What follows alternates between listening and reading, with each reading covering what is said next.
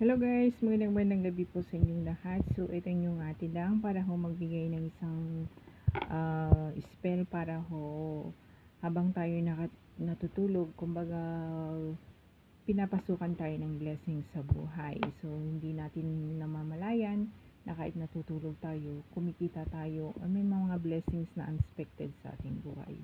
So ang gawin niyo dito guys, kumuha kayo ng isang basong tubig, ganyan, bago kayo matulog.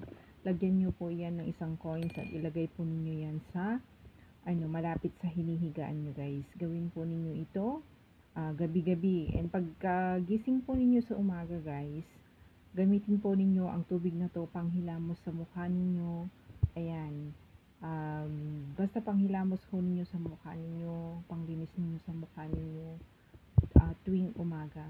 Gawin po ninyong routine na within 21 days. Tingnan natin guys kung may pagbabago po ang inyong buhay. So ito lamang guys, and please po